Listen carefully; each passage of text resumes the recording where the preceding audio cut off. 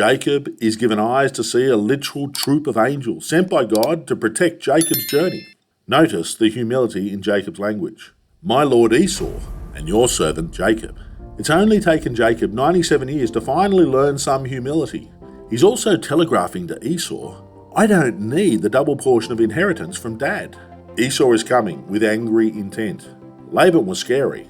Esau and his army of 400 is terrifying. At least Jacob intended to get away with half his family and livestock if Esau intended murder.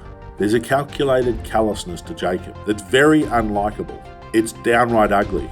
He's already declaring his defeat. I'm doomed, God.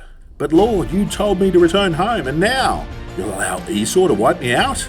This over-the-top gift showing the realization of just how perverse his earlier duplicity with Esau had really been. Jacob thinks perhaps he can buy Esau's love and good favour. He's seen the incredible hand of God in his life. He's seen the ladder to heaven. He's seen God. He's spoken with God. He's met 2 companies of God's angels. He's acquired great wealth, a huge family.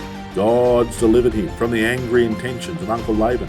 But still Jacob is not walking by faith, but rather is walking by the flesh. Jacob still doesn't have a godly walk. But this night, Jacob is finally going to get a new walk.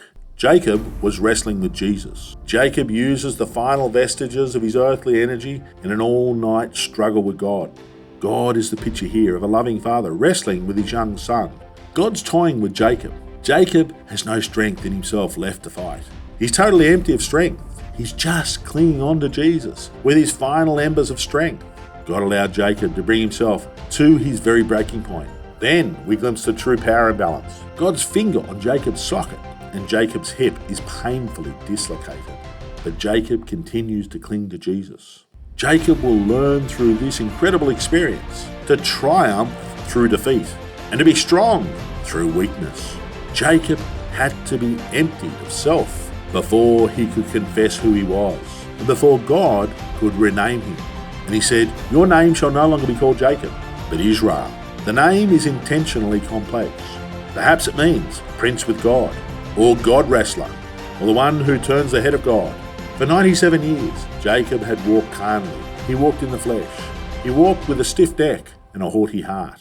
Jacob had wrestled with his brother, his father, his wives, his children, his flock, his uncle, his pursuit of riches, his desires for Abraham's blessings. But after a night wrestling with Jesus, Jacob's walk would never be the same again. His walk would forever show the unmistakable visible signs of his personal encounter with Jesus.